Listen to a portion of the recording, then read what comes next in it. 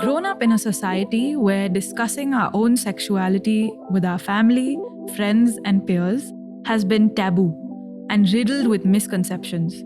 Many of us feel shame, guilt, and embarrassment around sexuality and intimacy. We are often unaware of how to engage with our own sexuality in a way that is safe for ourselves and for others. Comprehensive sexuality education goes beyond the mechanics of human biology. It equips us with the tools to navigate our relationships with informed consent and respect for personal boundaries, and helps us develop a better understanding of our own minds and bodies. It can radically reduce incidences of sexually transmitted infections and unintended pregnancies, address the endemic issues of gender-based violence, and enhance our self-expression and sexual well-being.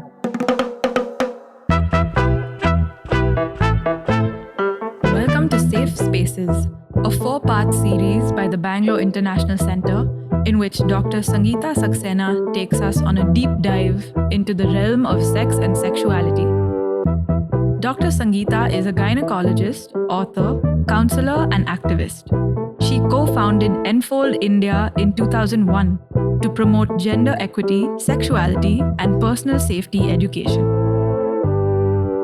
In this episode, we will plunge into the history of human evolution and trace the origins of gender bias. I am Anisha Tawag, and you're listening to Safe Spaces.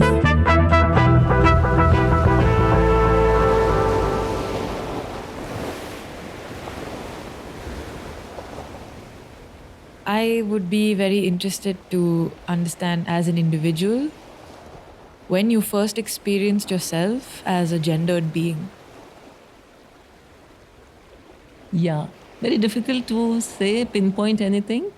I just always was happy as a girl. There was no time when I didn't want to wear frocks or decorate or wear bindis and earrings and all. As I grew older and into adulthood also, there was no, always, I'm a woman, I'm a girl. But later when I started thinking about it, I would often say to people that I just feel that I'm 60% woman, 40% male. I always had more close male friends than female friends. I can't be that, very delicate, sensitive kind of a female. I can't be that. I became aware of that aspect of me much later, maybe in my 30s, 40s. But as a child, I was a cisgendered girl.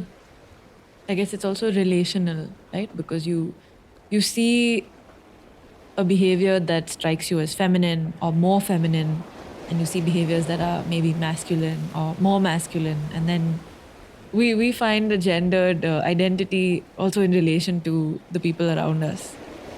Oh, certainly. Yeah. It's like having a shade card with you and trying to match it with the colors available. Yeah. That's such a great analogy also, because it brings in the rainbow. Yeah. And that's why now you find this whole diversity and terms describing gender identities. Because if I'm given only 2 colors, if I feel orange inside, you give me red and blue, I will say I'm more red than blue. And then you present me red, pink and yellow, I say, more like yellow. And then you say, no, there's yellow and orange and this. Oh yeah, that's me. And I'll try to find more people who are like me, like that. And then we form a group and give ourselves a name.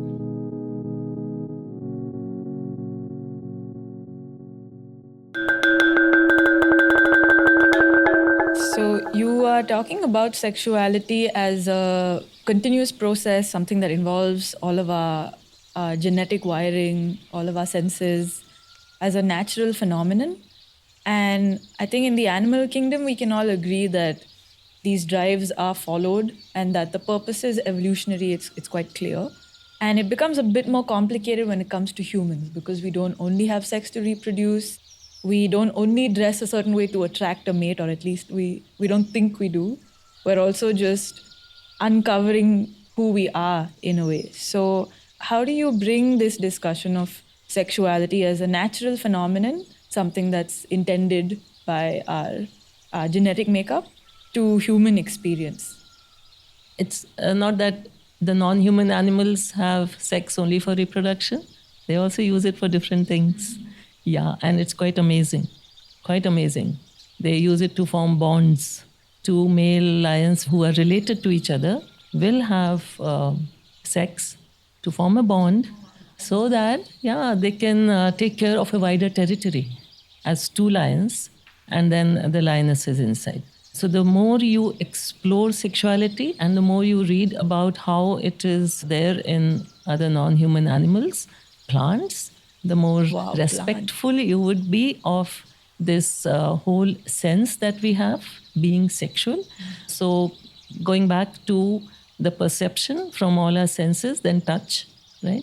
Then that goes into the brain. And as you know, there are different centers, we call them different centers, where these messages are processed, and then it results as the child grows older. Initially, it may just be a sense of pleasure, like when the child is touching their own genitals, right? They are only experiencing pure pleasure that those nerves are carrying to them. They don't have the capacity of adding any thoughts to it, right? Which is different from when, say, a 16-year-old, a 26-year-old, or even a 60-year-old is touching their own genitals. It is now no longer just the pure sensation from the nerves. It is thoughts, visuals, sounds, right? So it becomes more complex. The experience becomes maybe richer. And then, of course, there can be another person also involved or more people involved, right, in that whole experience. So the complexity of this increases, but the basic hardwiring is there already from birth, because the genitals are, children are born with the genitals. They only develop further. They have the nerves, they have the blood supply. Fetuses have been shown to have erection in the uterus. They have been shown to hold their penises. Of course, it's very difficult to show the clitoris, and it's really difficult for a female fetus to have enough dexterity to find her clitoris. But she might later on in life, and pretty early also she might, right? The whole process of erection, and I must also say that we tend to segregate these processes like, erection, ejaculation, wet dreams happen in males. No, excuse me, no. They happen in all sexes. Depending on the structures that are present, they would get more blood supply to them. The nerves there become more sensitive for that duration. And then, of course, there can be a peak when certain other muscles come into play, and there's a release of other hormones and other chemicals. And even babies can masturbate to the point of orgasm. Wow, babies. Yes. That's so interesting. Yes. So you don't need sexual thoughts as such. The sensation is enough. Sensation is enough. Yeah.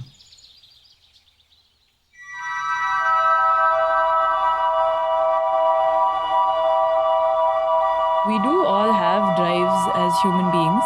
And it's so interesting that you're talking about the baby as having mostly pure sensation, and then the adolescent and the teenager and the adult having something more than pure sensation. There's thought, there's emotion, there's a much more complex set of experiences. So there is a sort of transformation from just drive or just curiosity to something that's maybe a result of conditioning.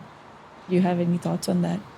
I do have thoughts, plenty, but it's not conditioning so much as, again, it's natural, and I'll explain why I'm saying that.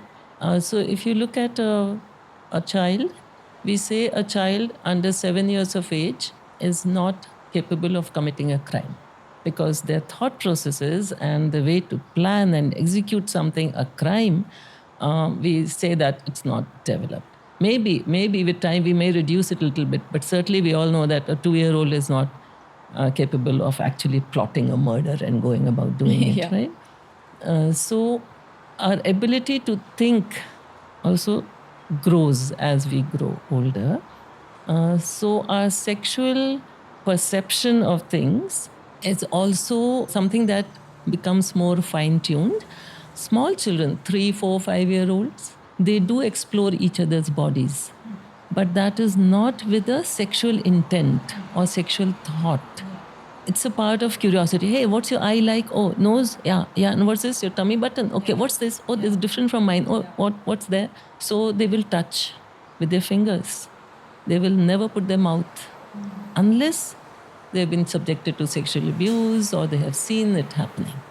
Because they explore everything with their fingers and all that. They will touch and they will see, they will be playful, they will be laughing, they will be giggling, and that's it. But as they grow older and once puberty starts, then the secondary sexual characteristics start. Also, the genitals grow in size, they become more sensitive, they begin to function. Of course, the germ cells begin to be made, and nature says, hello, come on now, get them fertilized, right? So the attraction part begins. Okay. The sexual attraction. The reason I also brought up the word conditioning, and maybe there are better words for this, is looking at the sort of history of sexuality. Because when we talk about it in biological terms, it's quite equal. Every kind of body and every kind of sexual development has its place.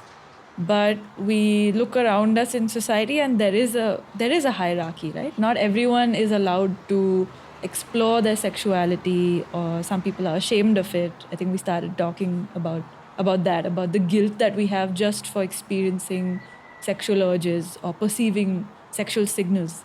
So can you talk a little bit about this sort of historical conception that we've had of sexuality and how it's maybe changed over time? Let us distinguish the experience of sexuality, one's own experience from one's own body, and what one feels. I feel attracted towards this person.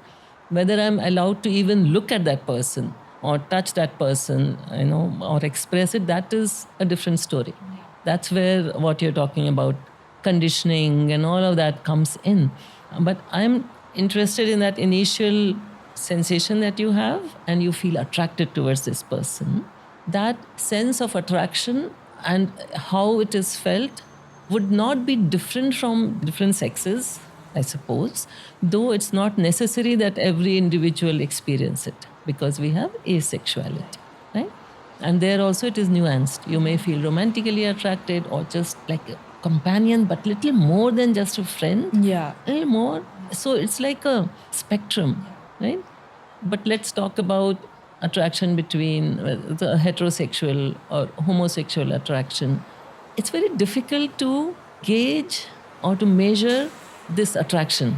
I'm feeling 10 by 10 attraction. What are you feeling? How do you compare these two? You can't compare. It's not really quantifiable. No, it's not. Even colors we know. We know that women experience more colors than males do. What is red to me? How red is it appearing to me? How red is it appearing to the other person? What I'm trying to say is that it's not a question of comparing. Yeah. And trying to see who feels more, who feels less, who is superior, who is inferior in this whole game of sexuality. No, just chill. You are what you are. Enjoy it. Respect the other person. They also have as much right to that pleasure, to that enjoyment, as long as it doesn't hurt or harm the other or impinge on their rights. So have a ball.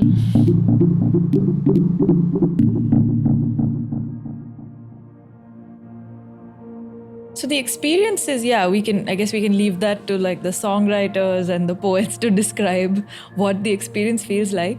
But the history of how we try to maybe regulate, control sexuality, that's something that's relevant to all of us. It's played a role in our evolution as a society. We do a very compressed version of this, beginning with, say, the state in the jungles.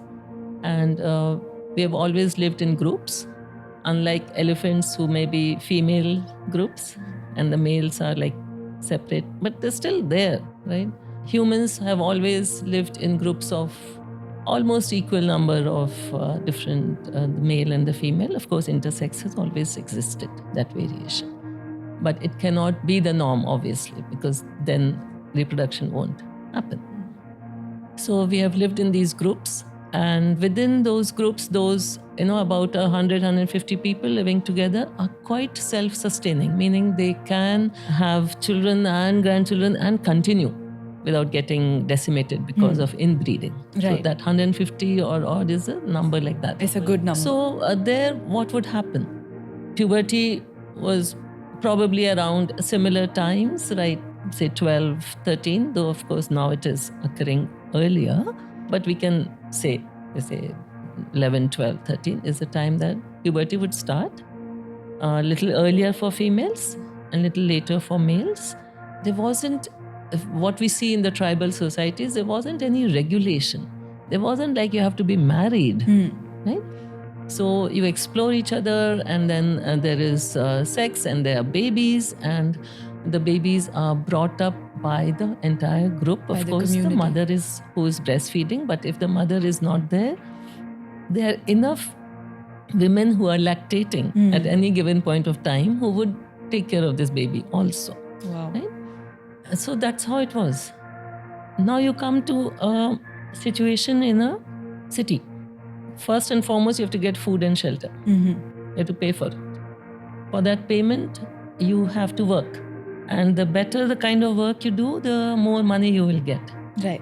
So we find our 11, 12, 13-year-olds sitting in classrooms. And they stay in classrooms till almost they are 24, 25, doing their PhDs, so that they can land a better job. Yeah. Right? And the parents are like, don't think of sex and all that. This is not your age. Actually, it is, but this is not your age. Focus on this, get into a good college so that your job sure and all. So adolescent sexuality is curbed. Because who is going to take care of the baby? You need to earn money. It's not like, we don't have fruits, nothing. Food is bought. Yeah. Right? Yeah. It's not like free for all to just pluck and eat and get shelter. Right. So even in the agricultural society, it was fine. You would have, my great-grandmother probably got married at 13 years of age, 12 years of age. Because in an agricultural society, it was fine. You were big enough to work in the field, grow the food, and fine. If you have children, fine. Right? All the work was happening. But in this shift, what happened from the jungle to the land, and agriculture played a big role over there, is that the ownership of the land went from a group tribal ownership to individual ownership.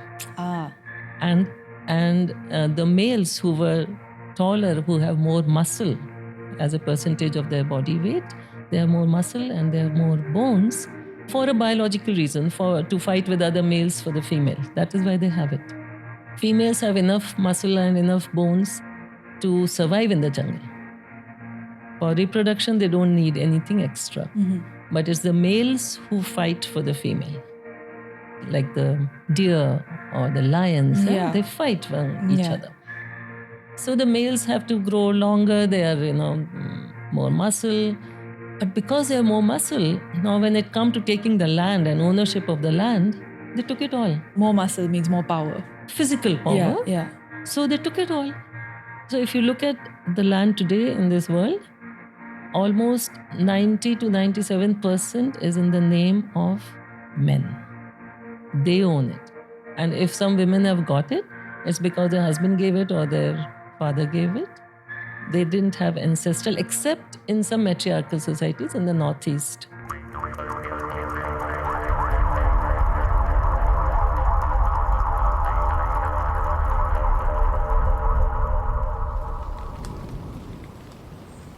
I can imagine that more matrilineal communities have different sort of ownership regulations or customs around land, but that doesn't necessarily mean that the women have control over the community or the family, right? It's more that they are handed down land and it's in their name. It's more than that, because we work quite closely in Shillong, Meghalaya, with Martin Luther Christian University there. So in the Khasi tribe, it is the youngest girl inherits the land, and she is supposed to look after the entire family. It's the male who comes and goes. but with inroads of decision making, and even until quite recently, if the government wanted to make a road through the tribe's land, the council would come, it would be all women who will discuss and say whether you can do it or not. So decision making was there, but with more inroads of other cultures, basically the mainstream Indian cultures there, then everything is getting eroded. Right? It's getting eroded. But what I was trying to point out is that once the ownership of the land became individual and it was a man's land, he wanted it to go to his sons. Right? Because his son is going to do the same thing that he did to his sisters and all. Right? No, the land is mine, not yours. Right? So he wants to make sure that the land goes to his son. That means I need to now control, I need to have a wife. Who can bear me this male son. And no one else's child. But we are the ones who don't have breeding seasons. We breed throughout the year. So you have to control her throughout the year. Right from the time she starts menstruating until she ends it. Right? So women's sexuality was controlled, and even before that, their survival was controlled. Because now they couldn't just go to any land and pluck the fruit over there. Now the fruit tree was growing on somebody's land. It was not hers to take, unlike the forest. So there was a moment in history when we started to have this concept of ownership, but also of settling, because we weren't necessarily nomadic, we weren't hunter-gatherers. And it's so interesting to think that aligned with, or maybe even gave rise to, more control of sexuality. Yeah. And see, even the words we use, you said hunter-gatherers. Why put hunter first? We were gatherer-hunters. So over time, because of this control on women's sexuality, their survival, they were not allowed to go out of the home, so they were not educated. So over years, several generations, people thought that women were not as intelligent as men. They were not allowed to vote. They were not even considered completely human somehow. So all our words, language, literature, science, whatever you say, was written down by men. And they put male's role as first, foremost, right? So hunter-gatherer. But now we have enough researchers who are women also. And they're looking at, okay, which one was getting more calories for the tribe? Which activity?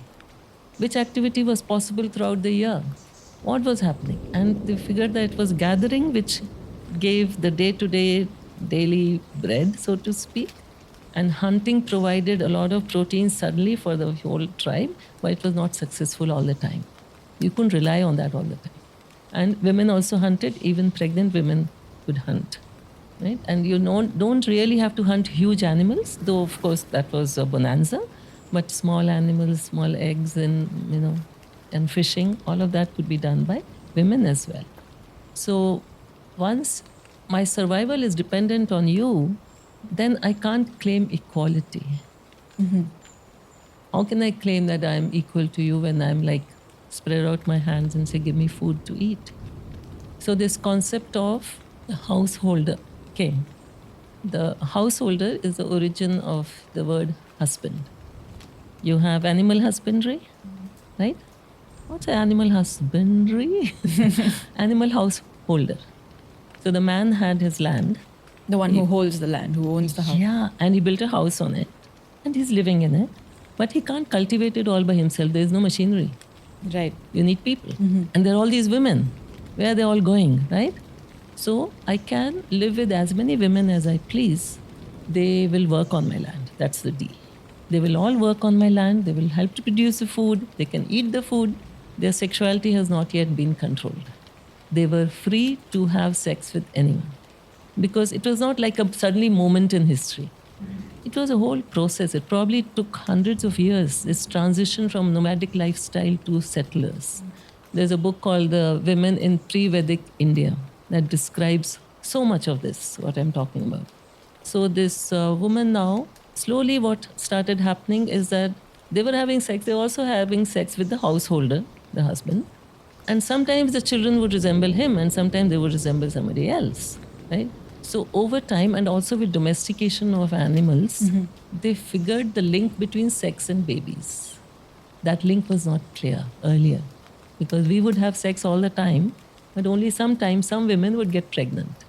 So it was not a very clear link, unlike in other non-human animals. They have a Okay. breeding season.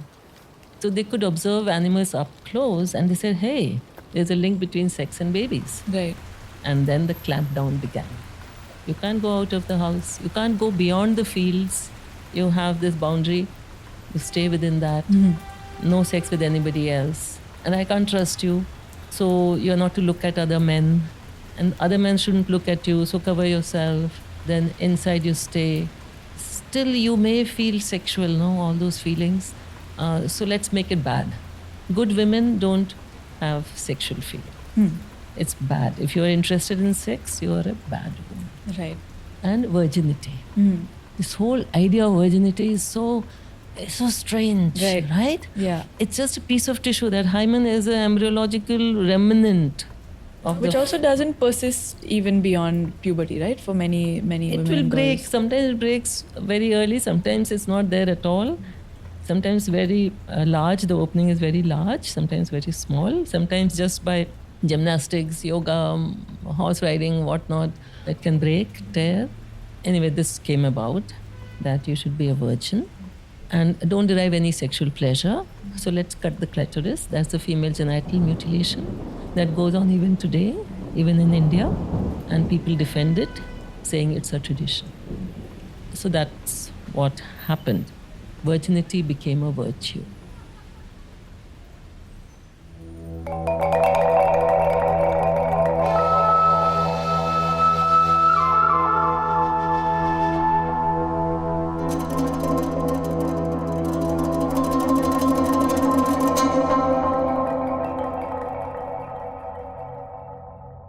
Just the clitoris itself, it doesn't have any other function, right? Like the penis carries urine and it has excretory functions, but the clitoris is largely a sexual or Yeah. Yeah, I'm glad you asked this question because, well, to say the function of the clitoris is only to give sexual pleasure, hello, excuse me, that's the main part, right? Because sexual activity as such puts two individuals who are fairly grown up into a little risky situation. In a jungle, for example, right? So if there is a sudden attack, these two people can't just immediately get up and run. Yeah. Then sex also carries with it the risk of sexually transmitted infections that you may get. So it's a risky activity. Why would anyone do it if they didn't feel that desire, that sensation? So that sensation is the driving force here. And that is driven by nerves, like many other things. Like you can taste because the nerves are there. You can see because the nerves are there. You can hear because the nerves are there. So you can be sexual because the nerves are there. And the nerves are concentrated in the clitoris in the female because to distribute them all around would make childbirth excruciating. Right.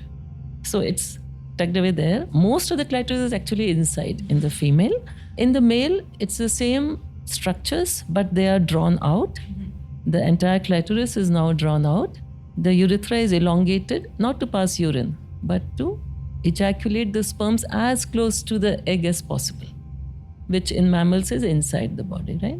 And then the skin, which is in the labia minora, gets wrapped around this elongated urethra and the elongated clitoris. That's why you don't have hair on the penis and there's no hair on the labia minora because they come from the same source. They're analogous, And right? As parts. yes. And then the labia majora become the scrotal sacs. Right. There's no need for a vagina because only sperms are coming out and they're really tiny, they can come out in the urine. So nature is very frugal that way. It will not make anything which is not required. Right. Like the tongue is used for so many things. Right. Same way the penis is used to pass sperms as well as urine. But in the female, we need a separate passage because a huge 3 kg baby, if it was trying to come out of the urethra, you will have a problem with continence. So we have a separate vagina connected to the uterus there.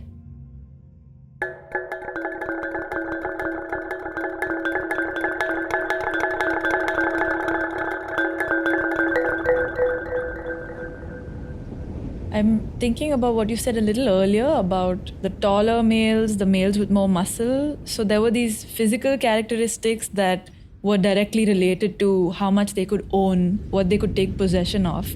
And isn't it so fascinating to think today, if you look on a dating app, a lot of people will put their height on it as a sort of selling point. And there are many women who will not date a man who is shorter than them. And a Google search will tell you that this is because women feel more protected by taller males, or that they somehow exude the capacity to protect. And this seems to have roots in something that happened thousands and thousands of years ago. It has no bearing today because we don't live in those same structures. But our sexuality is still somehow tied to that history. It will remain tied. It will remain. You can't discount it altogether because the height is produced by the testosterone continuing to act on the bones. Why is more testosterone needed? Well, it has to be there. It is required for that sperm production, right? And all the secondary sexual characteristics. And if you strip a man of all his secondary sexual characteristics, no hair on the face. Now, you may like a clean-shaven man, but a clean-shaven man. If I told you this man has never sprouted any hair at all, you would probably immediately lose interest because something will tell you inside that, hello, is there sperms here? So a lot of testosterone effects, estrogen effects are there in our bodies, and these are secondary sexual characteristics, and nobody has to tell you that you should feel attracted towards them. To which secondary sexual characteristics you will feel attracted is there in your brain from the time you were born. For many of us, this setting is for heterosexual, but for quite a few of us, it is homosexual. And there are PET scans showing how the brain is getting aroused by that same pheromone, which a female is getting attracted to. This homosexual male is also getting aroused by that same pheromones. They can't help it. This is so interesting also because it brings us back to the thread about the drives that we already have and how our sexual behavior is not only sensory after a point. There are ideas, there is also the influence of what we see around us, and that can't exclude media, pornography, everything that we consume.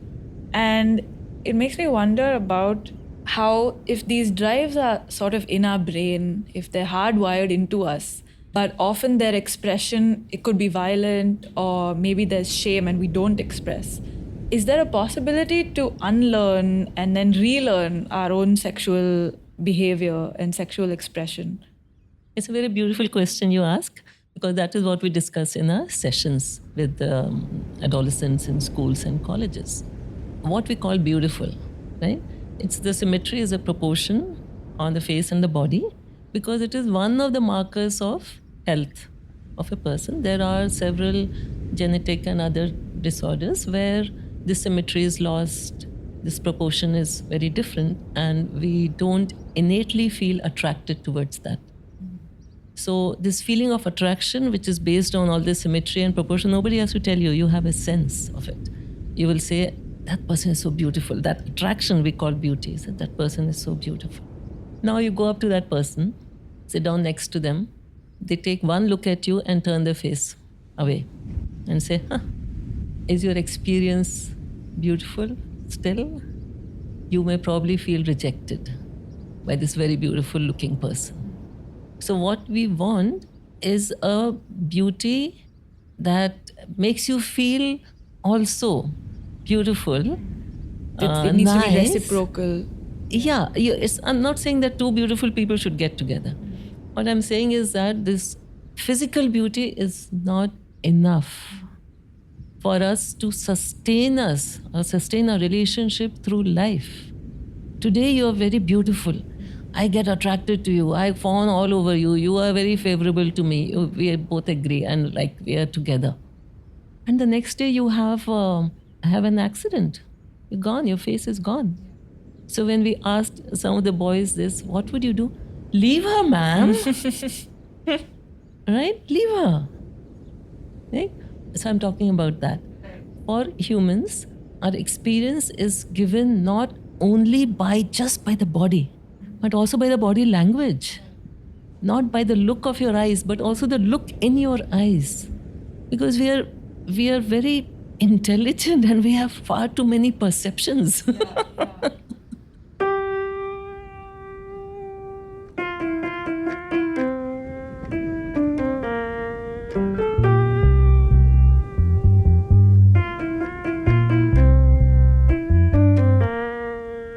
That's so interesting because we talk about, someone that you look at and feel attracted towards as an object of desire. But even in what you're saying now, it sounds very much like you want that person to be a subject. You want them to be active. You want to see something alive in them and directed towards you in them. And that can further your connection with them. Yeah, because you want to dance. Till now you've been dancing alone. Now you want to dance together. Right? Not dance on somebody. This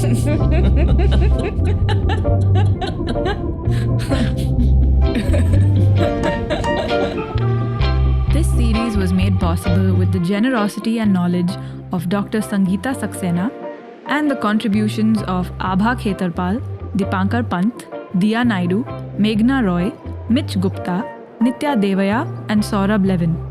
We thank Vikram Bhatt and the team at the Bangalore International Centre for their support. Safe Spaces was produced by Gaurav Krishna and Ishan Gupta. I am Anisha Tawag. Thank you for listening.